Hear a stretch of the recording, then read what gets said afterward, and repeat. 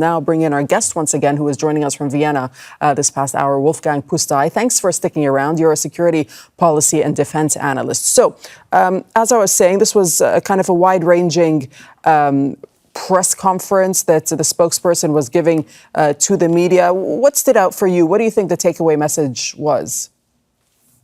Well, I would say there were not a lot of new messages. The only one rather new point was his comment on the Mecca Pact. With regard to this Mecca Pact, he considers this as a tool to get the Americans out of the Middle East region. And I would say he might not be wrong. We need to be aware that this mutual defense agreement is for the time being just ink on the paper. It does not ensure mutual defense. We have not seen Pakistani or Turkish troops in Saudi Arabia because of the recent attacks of the Houthis. We did not see a Turkish reaction on the Iranian missile attacks on the Gulf states, including on Saudi Arabia. So as long as there are no boots on the ground in the three different countries, as long as there is no guarantee that soldiers from Pakistan and from Turkey would be affected by any kind of aggression on Saudi Arabia, such a mutual defense pact doesn't work. This is, by the way, the same principle how NATO works. NATO Article 5 is also ink on the paper. Its mutual defense is guaranteed by the troops of the Americans and of other NATO member states on the eastern border. I would say the most important element of this Mecca Pact is the defense cooperation. This will be probably to the benefit of all three of these countries.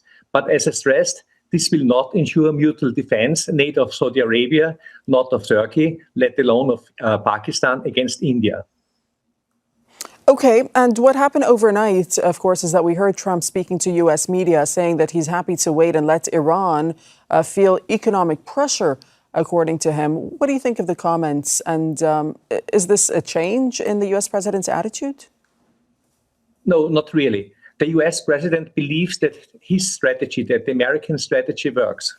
This strategy foresees a combination of the instruments of state power, namely of the informational instrument. This means also information war, pressure on Iran through information, including by the statements of President Trump. This means, most important, the use of the economic instrument through sanctions and through the blockade.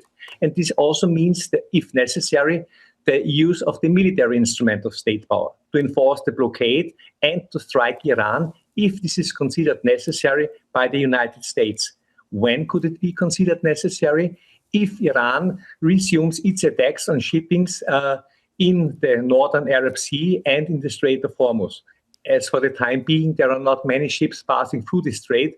This is rather unlikely to happen. So Trump intends to keep the conflict out of the headers of the American news, to keep it out of the eyes of the population. And I would say there is a good chance that it works if there would not be the rising prices on the gas stations. Okay, we will leave it there. Thank you so much, Wolfgang Pusztai. Thank you for your analysis this hour.